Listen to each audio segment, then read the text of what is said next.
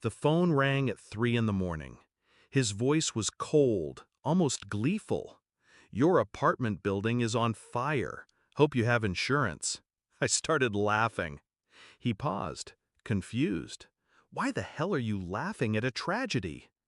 I took a breath, steady, deliberate. "Because, Dad, that building wasn't just my home, it was yours."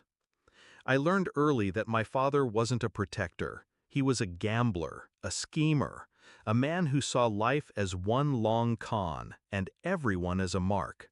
When I was a kid, I used to think his disappearances meant business trips. I used to believe the lies he fed my mother, the promises of a big break. But truth has a way of bleeding through. Debt collectors pounding on the door, shouting matches over missing money, my mother crying into our hands. Eventually, he left us altogether. Not just broke, empty. For years, he was nothing but a shadow in my life, until one day, he came back. Not with an apology, not with love, with an opportunity. He called it an investment, a sure thing. He needed me to co-sign. "A building," he said. "We'll flip it. Easy money. Family business." I wanted to believe. I wanted to think maybe, after all these years, he wanted to rebuild something with me. Against my better judgment, I agreed. But the pattern revealed itself quickly.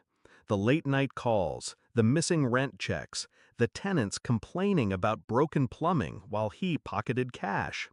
He wasn't building anything. He was bleeding the place dry. And when I confronted him, he smirked. "You wouldn't have that place if it weren't for me. Don't forget who brought you in." That was the moment I stopped being his pawn. I didn't fight him head on. That would have been foolish. He thrived on chaos. Instead, I watched. I documented. I let him dig his own grave. Every misused dollar, every tenant complaint, every late tax payment. I collected it all, quiet as smoke. Then I moved my things out. Not a word to him. I signed a lease across town, told no one. The apartment he thought was mine?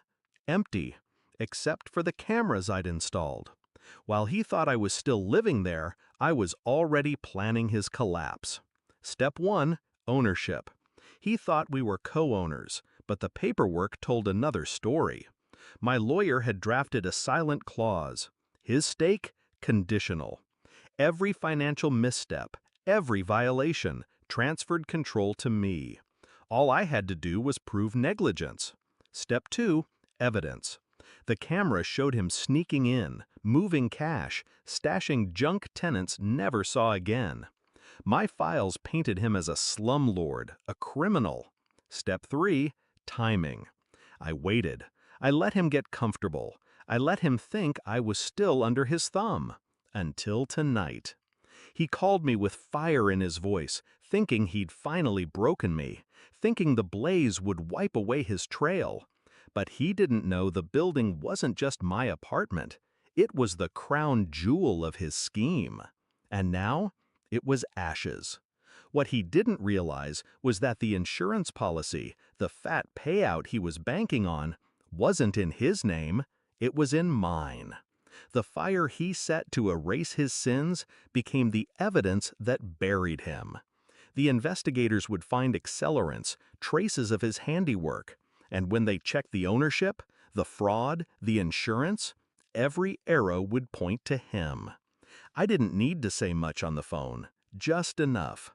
That building wasn't just my home, Dad.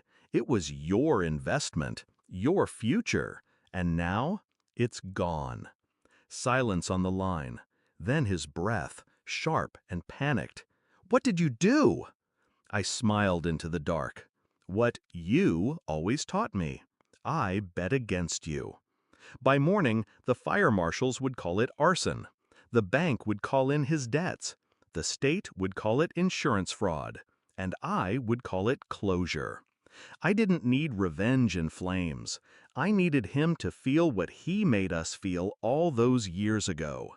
Powerless. For once, he couldn't talk his way out. He couldn't gamble, couldn't charm, couldn't run. He was trapped in the very fire he lit.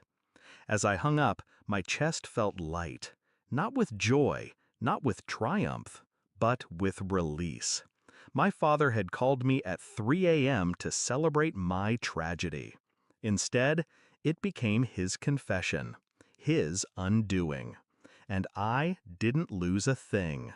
I gained everything he thought I'd never have: control.